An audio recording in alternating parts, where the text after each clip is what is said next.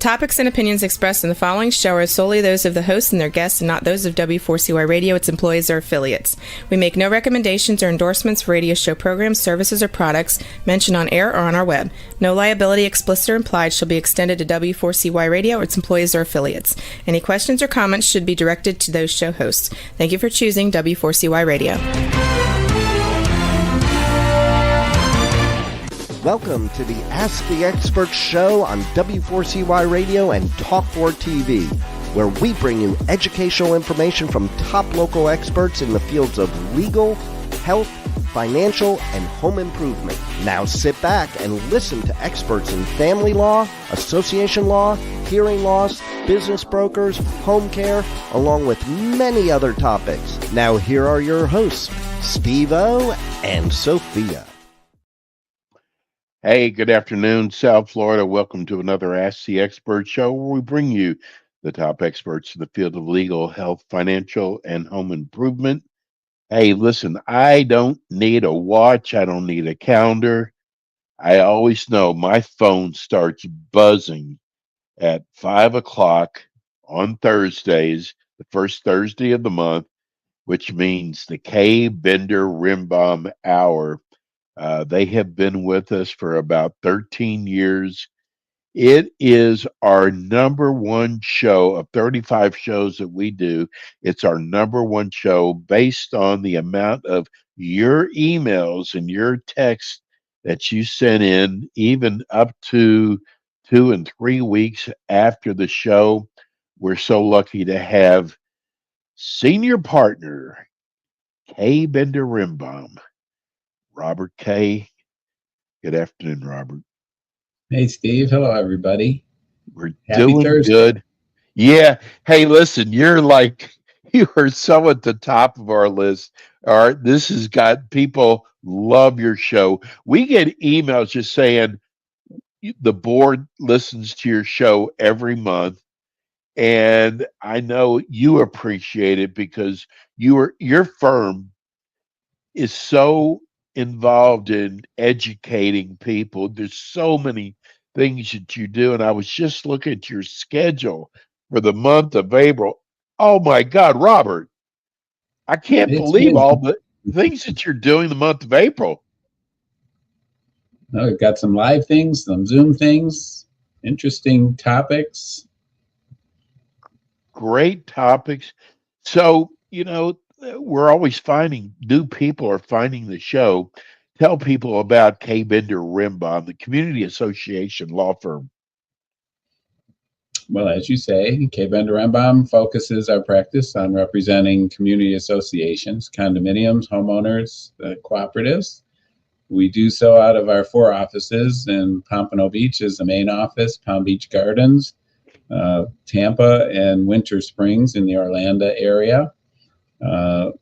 We provide basically full legal services to associations, be it a review and analysis of their covenants, legal opinions as to the rights and responsibilities of the association, the individual owners, collection of unpaid assessments, contract negotiation, construction defect issues, zoning issues, dealing with code enforcement issues.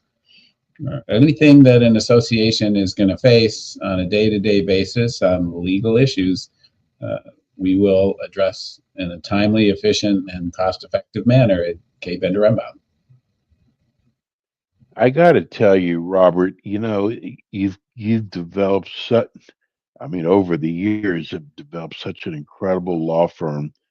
And I got to tell you, it's not just what you talk about, but people love the way you explain each thing. And I think just so people really appreciate you taking this hour once a month, and you also do it in your Tampa office, in your Orlando office. I got to tell you, people so appreciate your firm. Well, I'm happy to be here. So the way this works is what we do is we go about 4 weeks from each show, and we take your text questions. We always get at least 25 to 30 questions, and sometimes we can't answer them all. And we also allow you to write us questions on the chat line if you're watching on YouTube. So that's how we start. And let's get started with Rocky in Pompano. How far in advance do condo election notices need to go out, and what information needs to be in there? Well, we are in election season, so that's a good timely topic. For condominiums, the requirement since 1992 is that there be first a 60-day, what's called first notice of election. That's to a minimum of 60 days before the election date. The notice will be sent to all unit owners, and it informs them that any individual owner that wishes to place him or herself into nomination to run for the board may do so, and has to submit their form of their notice of intent to run by 40 days before the annual election. And that date is set forth in the notice. And that notice should include a form, typically does, for the owners to fill out and return. And there's usually not much else in it but that. After the 40th day, when the time frame is set for the candidates to run for the board, each are afforded another 5 days to submit written bio information that they want to include with the second notice, which is optional. They don't have to, and often don't, but they do have the right to submit that. Then after the 35th day, no more than 34 days, but no less than 14 days before the election date, the board sends a second notice. And with the second notice will be a ballot that contains the names of the candidates running for the board in alphabetical order, no indication of who's an incumbent, who is not.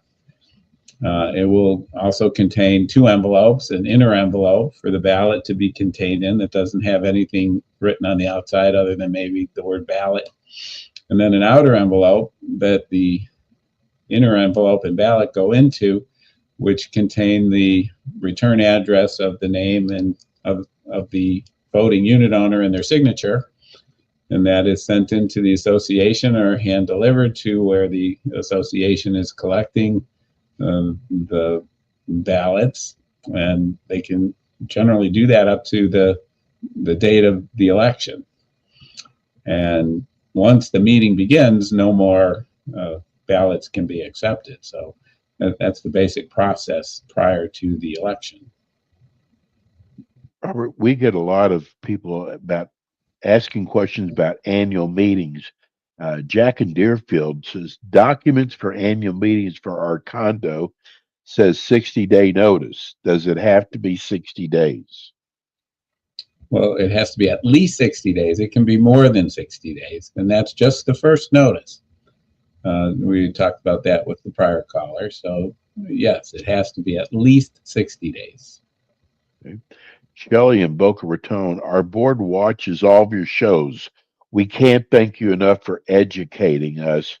I don't have a question. I just wanted to let you know there's a lot of us watching your show. Well, hello to you all. Yeah, thank you for watching. Definitely know that. Listening. Chris and Davey, another one. I love your show. I never miss one. Many of our board members also listen. Is the corporate transparency document done? You're referring to the Corporate Transparency Act. The federal government had enacted requiring many corporations throughout the country to submit documentation. As of the current time, it is done. It is not a requirement. I understand there is some talk of a repeal of it, but the agencies in the federal government that were collecting it are no longer collecting it. The current administration is not in favor of it, so I don't anticipate that's going to be an issue again. Mary in Boynton Beach, HOA, and again, thank you for. We really need to know if you're an HOA or a condo. So oh yes. we appreciate it. She wants to know, how do we go about a recall on our board president? Recall of board members are done either at a meeting or through a written agreement. And that's a form document that the Division of Condominiums within the Department of Business and Professional Regulation in the state of Florida up in Tallahassee, on their website, they provide forms for both HOAs and condominiums. The division does have jurisdiction over recalls in HOAs, so it's limited. They don't have a whole lot of jurisdiction for HOAs, but they do for recalls. So there's a form that you can download from the division website. It spells out in fairly straightforward ways the procedures required. You have to list each board member's name that you're seeking to recall, with an opportunity for the owner to check a box that either is for or against the recall. If you're attempting to recall more than a majority or more of the board, then you should have replacement candidates' names in there as well. There needs to be a unit owner representative, the name and contact information included with the form, and then you collect the appropriate signatures from the voting representative for each of the properties.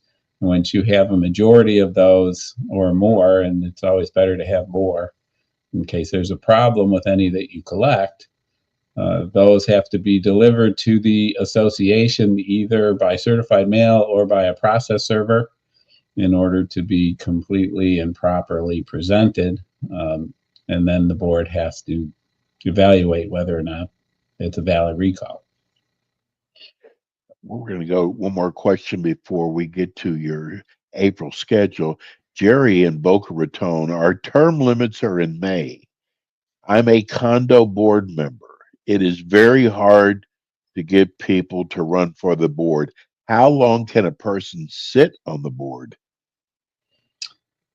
Well, in 2018, the Condominium Act was changed to provide for a term limit of 8 years starting July 1, 2018, for consecutive service on the board, with the exception that you could serve longer if there is no other candidates willing to serve, or a supermajority of the owners vote in favor of you continuing.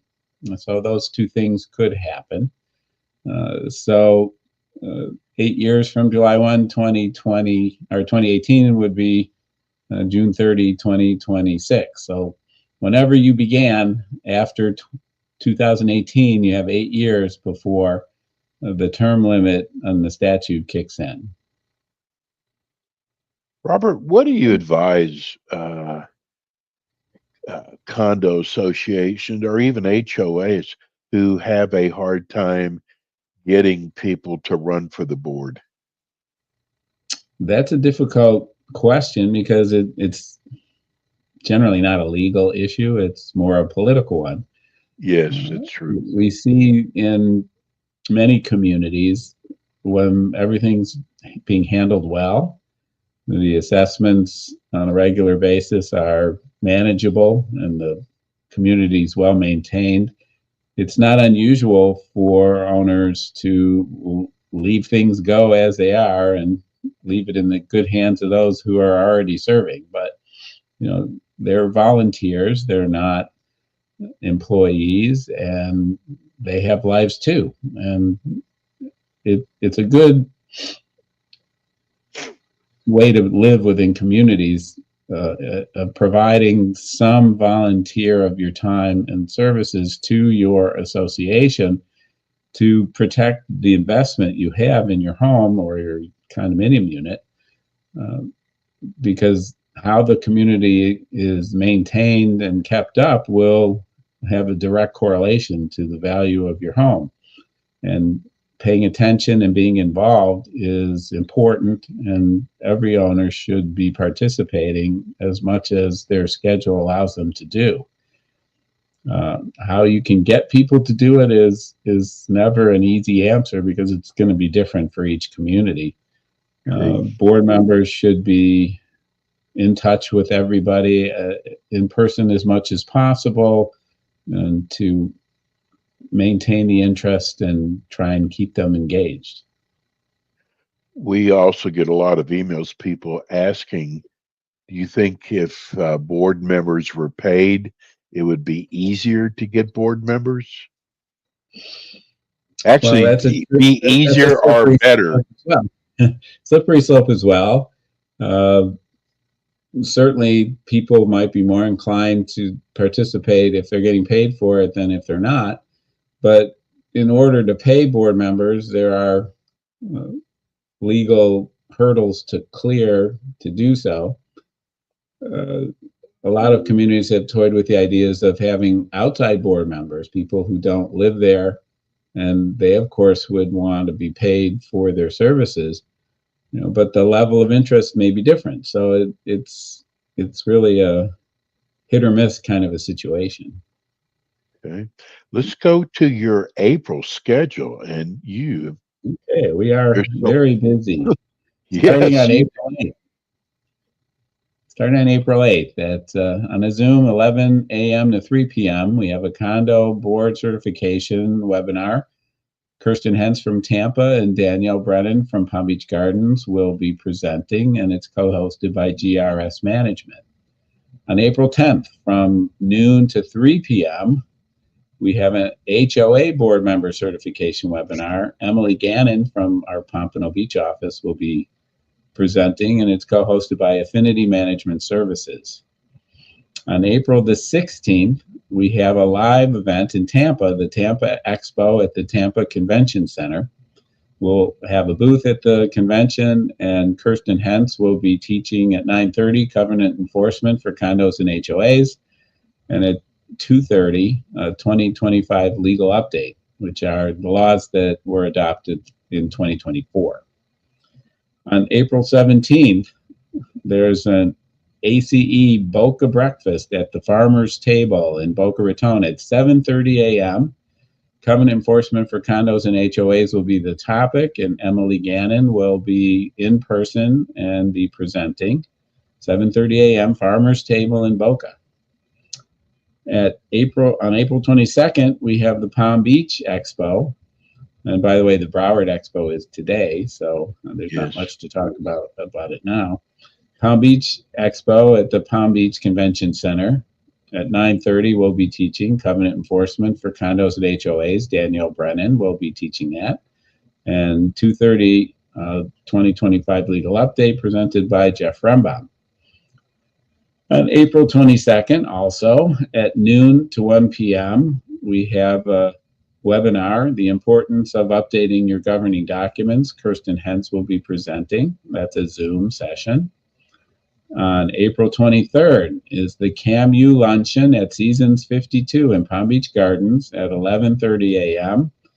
The topic of presentation, construction contracts and funding construction projects, will be presented by Ben Hedloff from our Palm Beach Gardens office.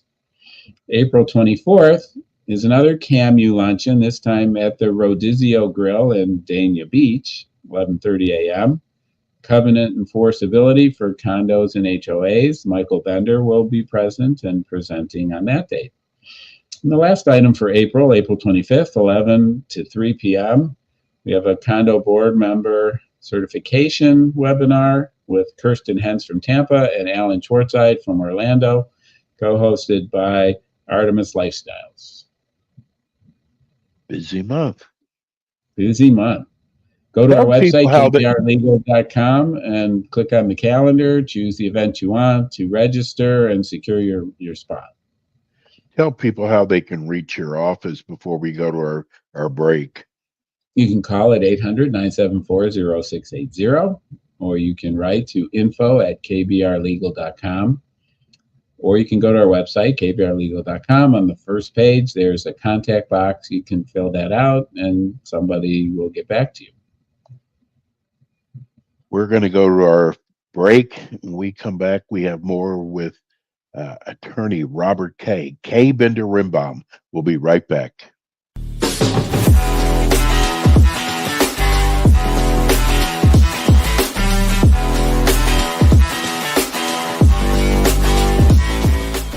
Bender Rembaum is a full-service community association law firm dedicated to the representation of community associations throughout Florida. On kbrlegal.com, you can learn more about their offices in Pompano Beach, Palm Beach Gardens, Orlando, Tampa, as well as throughout Miami-Dade by appointment. Several K. Bender Rembaum attorneys are board-certified specialists in condominium and plan development law and assist clients with all matters of community association legal issues while keeping them up to date on new developments that affect their associations. K. Bender Rembaum is also a well-known provider of free legal education for managers and board members. Contact K. Bender Rembaum today by calling 800-974-0680. That's 800-974-0680 to reach any of their locations. You can also visit them online at kbrlegal.com or write to them at info@kbrlegal.com. And we are back with the Ask the Expert show on W4CY Radio and Talk4 TV with your hosts, Steve-O, Sophia, and their expert guests. We are back. This is the Ask the Expert show. This is the first Thursday of the month. That means K. Bender Rembaum Community Association law firm located in Pompano, Palm Beach, also in Tampa, and offices in Orlando. We have with us, this is the first Thursday of the month, we do our South Florida show with senior partner attorney Robert Kay. And we will be going over the schedule again in the second half of the show. For those of you who missed us, we're going to go right to your questions. Connie in Boca Raton, we did our reserve study. I thought we were fully funded.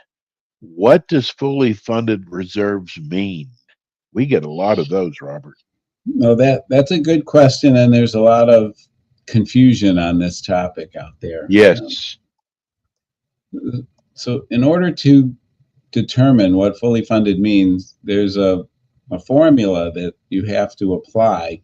It's not a complex formula. It's a little bit of algebra, but and basically there are several components that you put together to determine what you need on an annual basis. And those components are basically each asset that is required to have reserves. You will determine what the useful life is of that asset. You will have a determination of how much it's going to cost to replace it. And you take the cost divided by the useful life to figure out how much you need each year to fund for that particular asset.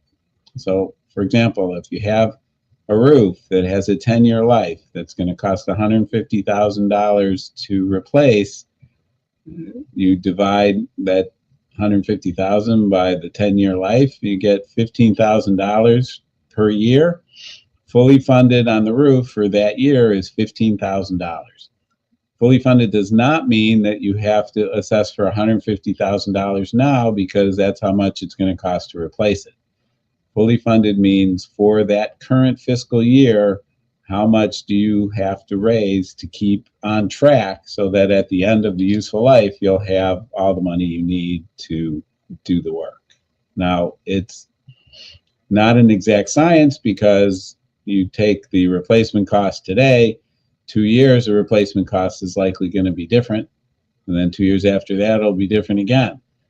So it's important to reevaluate the useful lives and the costs on a periodic basis during the time frame that you are reserving for it. You know, what's 10-year useful life today, something could happen to reduce that useful life to 8 years or whatever it would work out to be at that future date. So it's important that the board also undertake a periodic reserve study just to reevaluate and make sure your numbers are up to date.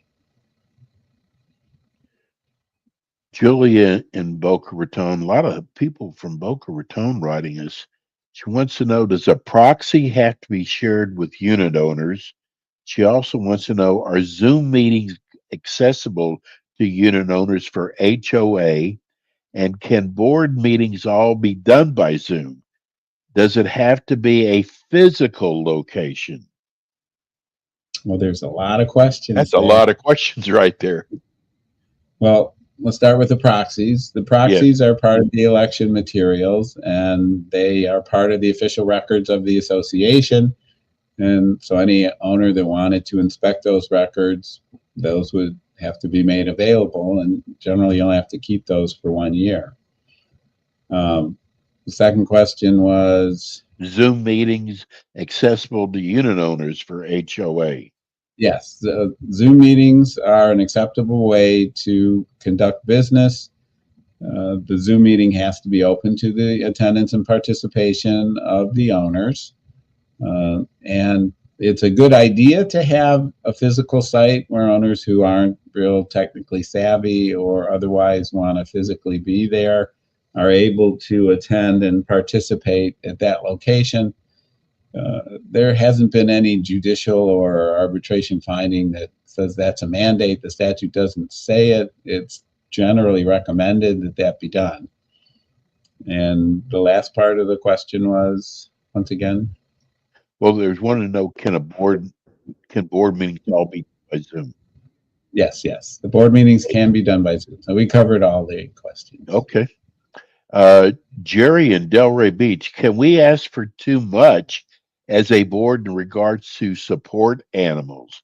We're noticing people with 2 pets. Can we have a say in that?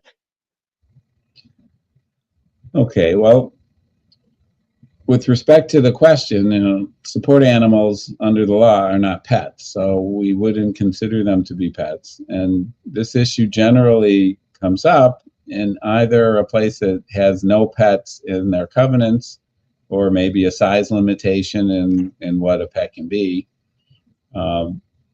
And those will not apply to support animals under fair housing laws.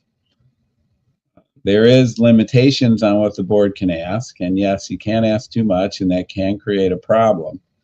It's important when the board gets a request for a reasonable accommodation on a support animal that the board consult with its attorney to make sure that it has the proper format of presenting questions, it's asking the right questions, and not intruding into areas that could get it into trouble and raise the possibility of a claim of discrimination.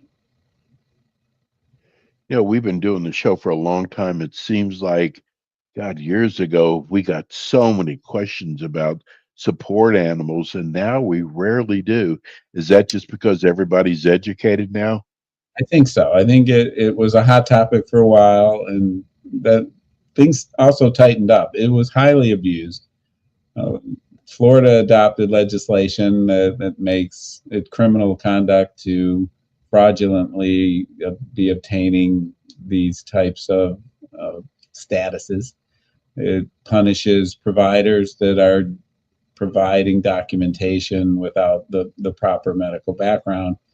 And the federal courts have been issuing rulings that sees through the fictions that owners used to get away with. So, it's a pendulum that swings both ways over the years. As of now, I think things have settled in where everybody seems to know what their limitations are. You used to do classes on support animals. Yeah, it was a big topic for a long time. Yes. Jerry and we still do it once in a while. Yes. Jerry in Delray Beach, can we ask for Kathy in Fort Lauderdale. She wants to know about closed board meetings. Are they required to tell us who attended the meeting? Do they have to report what was said in those meetings? Well, a closed board meeting is a limited situation when the board is meeting with its attorney to talk about pending litigation or actual litigation or dealing with certain personnel issues. However, the statute allows for closed meetings, it's still a meeting. So by virtue of that, there needs to be minutes. And the minutes of a closed board meeting would simply be an indication of who's present. to show that a quorum was there. If there is formal action taken, unless it's required to be privileged, that would generally be in there, but there's no requirement. In fact, there shouldn't be anything of discussions or any of the sensitive topics can't be included in the minutes themselves. That would defeat the purpose of closing the meeting. Somebody just texted us. We're going to be calling your office Monday. I'm interested in finding out if you make presentations to board members, and how long is your presentation? Yeah, that's a new question. Call the office on Monday, and yes, we'll make presentations to board members. And depending on the topic, will depend on how long it takes. Sounds like it could be a new client. I guess they want to know what all's involved. We've done board member verifications as well. Yeah, let's give them the phone number right now, since they just 800-974-0680. And what are your hours at the office, Robert? Oh, we start answering the phone at 9 o'clock until 5:30. Okay. Let's go to, thank you for that question. Carla in Palm Beach Gardens. She's an HOA. I missed it when you were talking about what the authority of the Architecture Review Commission does. Can you go over that again?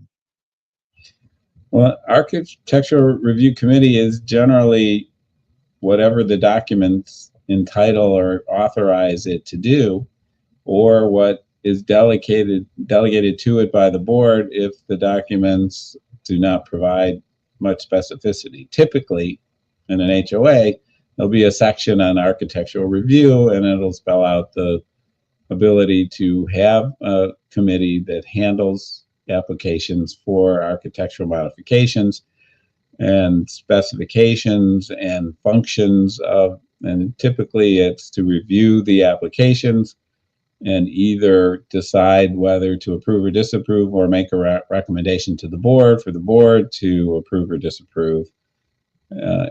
Ultimately, the board would have final say on the topic. Sometimes there is delegation to the committee to allow it to make the decision. So it really will depend on the documents as to how that all works out. Sally in Miami, thank you so much for sharing so much legal information with us each month. We really appreciate your show. Can you have too many claims where we could actually lose our association's insurance? Well, there is such a thing as having too many claims, which result in carriers canceling your insurance or creating a more difficulty in getting insurance in the future. Since insurance is generally an annual contract, you're up for renewal each year, and carriers will have their criteria as to what they're going to find acceptable or not. And it varies by carrier. So some may have a very low tolerance for claims and cancel after one or two. Others may allow you to have 5 or 6 or 10 and there's no issue. So it's going to really depend on carrier to carrier. There is no law on the subject, and they're allowed to make their own specifications, and as long as they're not unreasonable. I know there's a lot of 55 and older communities out there. Randy and Boca Raton, many of our owners are aging out. Can the adult child serve on the board? These are condos that are handed down to the children. Do the children have any rights in the association? Well, who qualifies to serve on the board is generally specified in the Articles of Incorporation. And if they're silent, then it can be anybody. And so it'll either provide in the articles that to qualify for the board, you have to be an owner or a member, or it may not. Um, we've seen different variations. It could be the spouse or of an owner who's not on the deed, or it could be a number of different things. So the children's rights in the unit are not what we call vested or complete until the passing of the parent and there's a transfer of ownership. It's called a contingent interest. It depends upon something else happening. So your documents will really rule as to whether or not the children can serve on the board. But quite often the articles do not require ownership. So you do want to check that first. And in those instances, anyone can serve and the children would be qualified. Let's we've still got about 10 minutes left. Let's go. Can we redo your schedule again for April? Okay, April. Starting on April the 8th at 11 a.m. to 3 p.m. We have a condo board certification webinar. Kirsten Henson from our Tampa office, Danielle Brennan from Palm Beach Gardens will present. It's co-hosted by GRS Management. On April the 10th from noon to 3 p.m., HOA board member certification webinar. Emily Gannon from Pompano Beach will be presenting, co-hosted by Affinity Management Services. April 16th is the Tampa Expo. It's a live event at the Tampa Convention Center. Besides having a booth and meeting everybody who stops by, we'll also be presenting 2 classes, 9:30 Covenant Enforcement for Condos and HOA, 2:30 p.m. the 2025 legal update for changes that were adopted in 2024. And Kirsten Hentz of our Tampa office will present both of those. April 17th is the ACE Boca Breakfast at the Farmer's Table at 7:30 a.m. Breakfast. Topic: Covenant Enforcement for Condos and HOAs. Emily Gannon from Pompano office will be in attendance. On April the 22nd, there's another expo, this time Palm Beach at the Palm Beach Convention Center. We'll have a booth there, and we'll also present at 9:30 Covenant Enforcement for Condos and HOAs with Danielle Brennan presenting, and 2:30 2025 legal update with Jeff Rembaum presenting.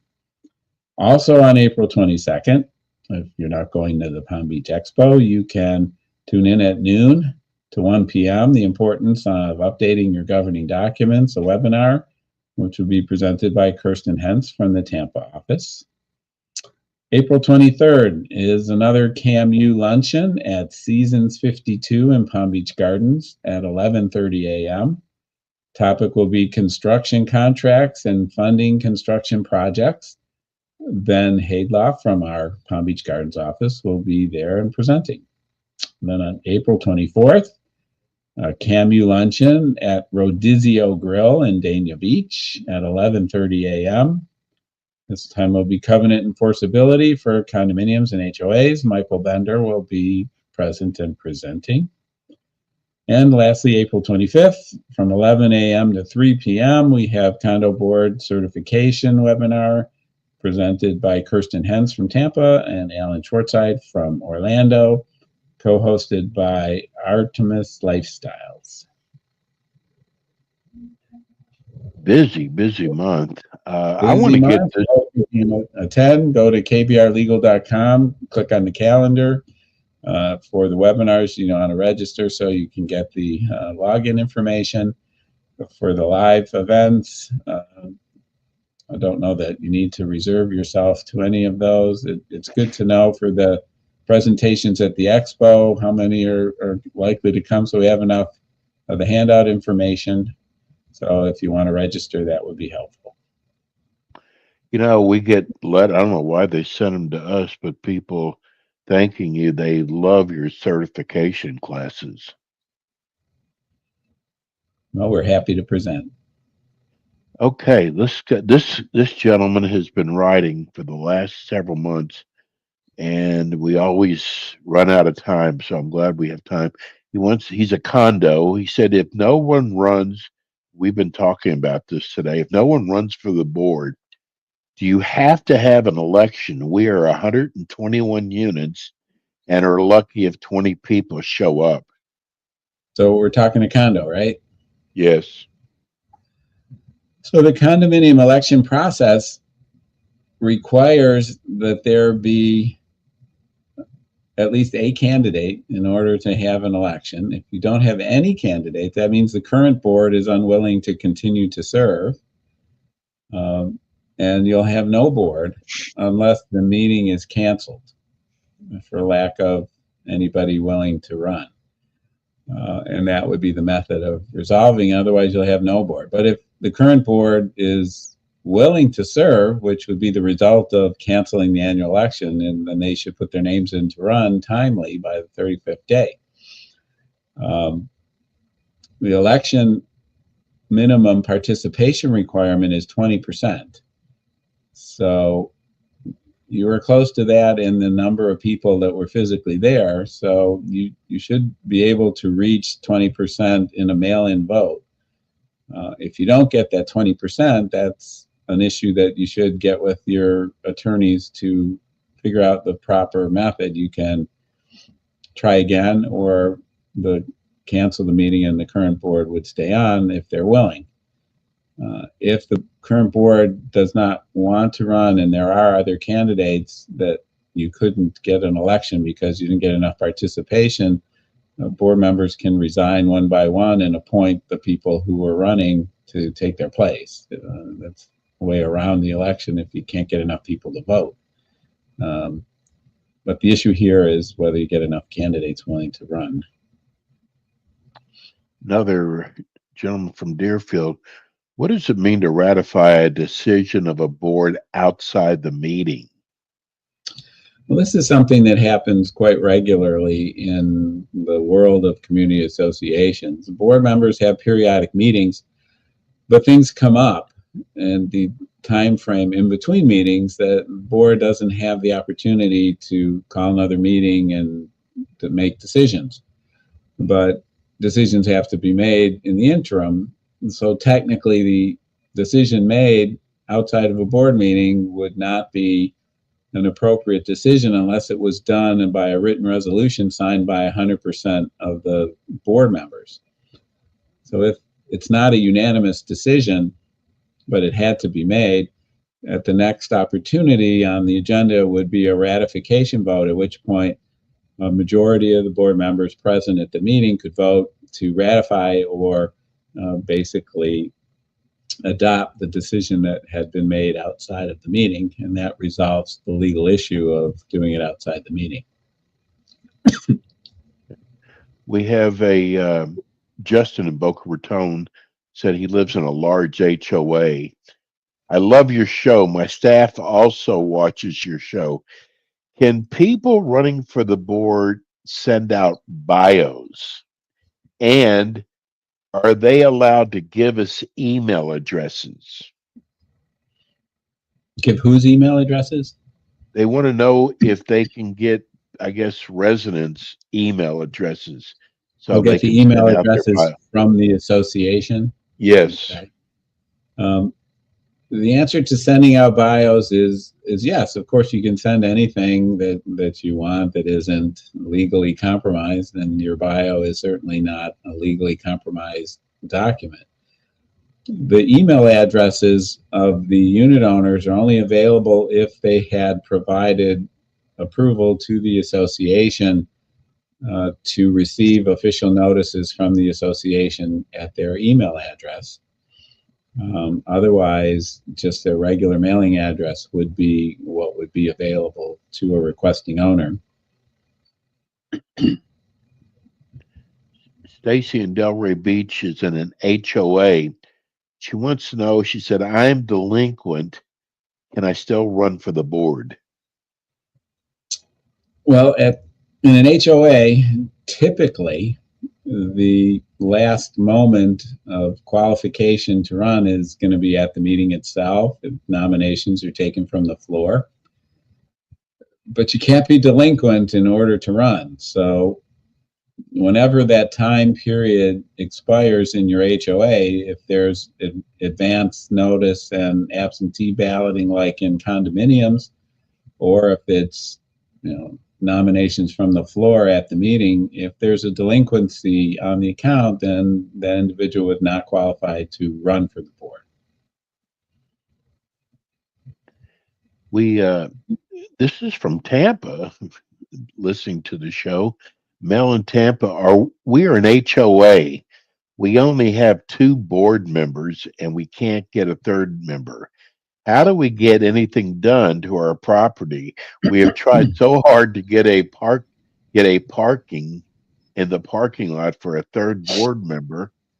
We can't trim trees or pressure wash. It's really hurting us. Well, from the question, it sounds like there's a 3-member board. So Yeah. if they have 2, that's a quorum of 3. They don't need a third to function. They just need the 2 of them to participate. So you're able to function with 2 so long as your board size is 3. If your board size is 5 and you need 3 to get to that number, then you have a problem. And you're unable to take formal action without getting that third board member to meet the quorum minimum. So it really depends on what your problem is there. And if it's the second, where you have 5 seats available and only 2 people willing to serve, you might look at the documents to see if there's a method for reducing the size of the board to 3, whether it's an owner vote or a board decision. And if you can accomplish that, there are methods you could try to accomplish that to reduce the size to 3, then the 2 of you can function. Otherwise, the only other remedy would be for someone to petition the court for a receiver to be appointed to operate the community as the board until such time as a quorum of the board can be seated. And that can be very expensive to the community because the receiver, it charges an hourly rate. It could be $400, $500 an hour. The receiver can hire his own attorney and pay that individual whatever their hourly rate, as well as the association's attorney. And all of these expenses will come out of the common funds of the community, and that can significantly increase the assessments that the owners are going to have to pay, which could be an incentive to get somebody else willing to be on the board. So those are the basic options for you. Well, we've come to the end of another show. We still had about 8 or 9 more questions, which we will save for next month. Robert, tell people again how they can reach your office. We're available at kbrlegal.com. On the website, you can fill in the contact information on the first page. You can write to us at info@kbrlegal.com, or you can call 800-974-0680. That will work for all 4 of our offices: Pompano, Palm Beach Gardens, Tampa, and the Orlando area. As always, we love having you on. We'll see you again next month. All right. Happy April, everybody. K. Bender Rimbaum, Community Association Law Firm. That's it for us today. We'll be back again with you next week with more Ask the Experts. Thanks for tuning in today to the Ask the Expert show on W4CY Radio and Talk4 TV. Tune in next week and every week to hear more from our experts on personal injury, insurance, air condition repairs, estate planning, Medicare, and many other topics in the areas of legal, health, financial, and home improvement.